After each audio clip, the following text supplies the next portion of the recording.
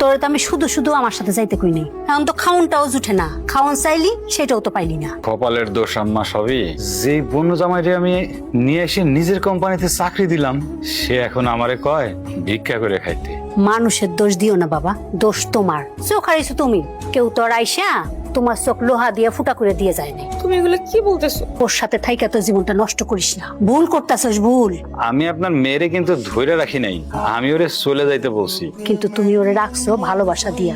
ভালোবাসা চাইতে কি কোনো শক্তি আছে বেশি? এমন ভালোবাসছো আমার মাইয়া রে, আমার মাইয়া তো তোমার ভালোবাসার এই বাঁধন ছেড়ে যাইতে পারতেছে না। তুমি চুপ করবা। আমি কি মানা আমার মাইয়ের হাতের থেকে খাউন খাইরে নিয়ে যায়, সেটা আমার খারাপ লাগে না? আমারই দোষ, আজকে আমার জন্যই এই অবস্থা তৈরি হয়েছে। তুমি আমার মায়েরটারে তোমার জীবন থেকে মুক্তি দাও। তুমি কি চুপ করবা, নাহলে কিন্তু আমি এই বাড়ি থেকে বাই করে দিতে তোমার বাধ্য। এই নো বাবা, শরবতটা খাও। বাড়িতে আর লোকজন কোথায়? আমি তোমার মা না? মা কি এক গ্লাস শরবত বানায় আনতে পারে না? মা কি তার সন্তানদের একটু খাওয়াইতে পারে না? আমি কথাটা এইভাবে বলি নাই। আপনি হচ্ছে আমাদের মেহমান, আপনি কেন শুধু শুধু কষ্ট করতে যাবেন? এক গ্লাস শরবত বানায় আনছি, এটা কি কোনো কাজ হইলো? আমি তো তোমার জন্য কিছু করতে পারলে নিজেরে ধন্য মনে করি। আপনি মাঝে মধ্যে এমন ভাবে কথা বলেন, নিজেকে খুব বিব্রত মনে হয়। আমি কি কোনো মহামানব নাকি যে আমার জন্য কিছু করতে পারলে আপনি ধন্য হয়ে যাবেন? আমার কাছে তুমি মহামানব।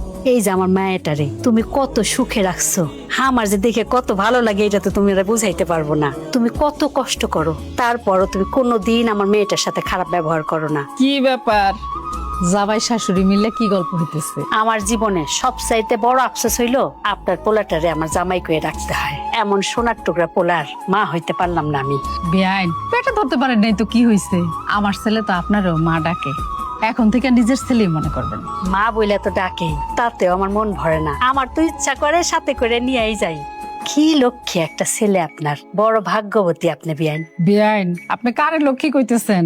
আপনি জানেন ছোটবেলায় কি যে দুষ্টু ছিল, সারাটা দিন আমারে জ্বালাইতো, খালি নালিশ আর নালিশ। এখন তো বড় হয়ে গেছে, এখন আর মায়ের জ্বালায় না। আমি যদি আপনার পেটে হইতাম তাহলে আমি আপনারেও জ্বালাইতাম। জ্বালাইলেও আমি কিছু মনে করতাম না। আরে তোমার মাই তো তোমার কদর বুঝলো না, আমি কিন্তু বুঝছি। আমি যতদিন পাইছে থাকবো, আমি ঠিকই তোমার কদর কইরে যাব। নিজের সন্তানের চাইতেও বেশি ভালোবাসবো তোমারে। আমি তো জামাইরে নিয়ে কোথাও যাব না। এই অচল জামাইরে নিয়ে তোরে কারোর সামনে হাসি পাত্র হইতে দিব না।